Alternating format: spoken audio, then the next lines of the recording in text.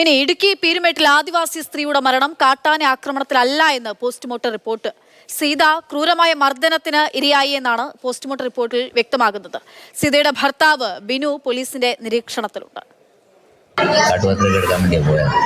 രാവിലെ മഴയാണ് ഞങ്ങൾ പോയി. ഉച്ചയൊക്കെയപ്പോൾ ശാനം തെളിവ് കണ്ടപ്പോൾ ഞങ്ങൾ ഇറങ്ങി.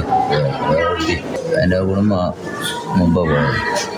അന്ന് മുമ്പ് ഇറങ്ങി ചെന്നപ്പം പടപ്പിൻ്റെ അടിയിൽ നിന്ന് ആനയാടി തട്ടി എറിയുക. ബിനു പറഞ്ഞതെല്ലാം കളവാണെന്ന് വ്യക്തമാക്കുന്നതാണ് പോസ്റ്റ്മോർട്ടം റിപ്പോർട്ട്. സീത കൊല്ലപ്പെടുന്നത് ക്രൂരമായ മർദ്ദനത്തിനിരയായിട്ടാണ്. സീതയുടെ തലയുടെ ഇടതുഭാഗത്ത് പിടിച്ച് വലതുഭാഗം പലതവണ പരുക്കൻ പ്രതലത്തിൽ ഇടിപ്പിച്ചു. മരത്തിലാണ് ഇടിച്ചതെന്നാണ് കരുതുന്നത്. മർദ്ദനത്തിൽ സീതയുടെ ഇടതുവശത്തെ 7 വാരിയൽ ഒടിഞ്ഞു. വലതുവശത്തെ 6 വാരിയലും ഒടിഞ്ഞിട്ടുണ്ട്. 3 വാരിയലുകൾ ശ്വാസകോശത്തിൽ തുളച്ചുകയറി. ഉയരത്തിൽ നിന്നും പാറയിൽ തലയടിച്ചു വീണിട്ടുണ്ട്. നാഭിയിൽ മർദ്ദനമേറ്റു.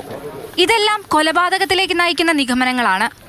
സംഭവത്തിൽ ഒപ്പമുണ്ടായിരുന്ന സീതയുടെ ഭർത്താവ് ബിനു പോലീസ് നിരീക്ഷണത്തിലാണ്.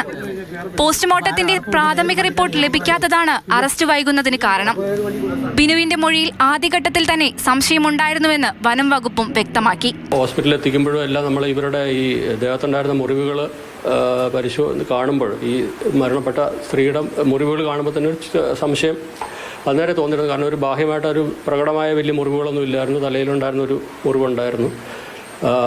പിന്നീട് സംശയം തോന്നാനുണ്ടായ ഒരു കാര്യം, ഈ ആന എടുത്ത് എറിഞ്ഞു എന്ന് പറയപ്പെടുന്ന ബിനുവിന് മറ്റ് പരിക്കുകളൊന്നും അദ്ദേഹത്തെ പരിക്കുകളൊന്നും കാണാൻ സാധിച്ചില്ല.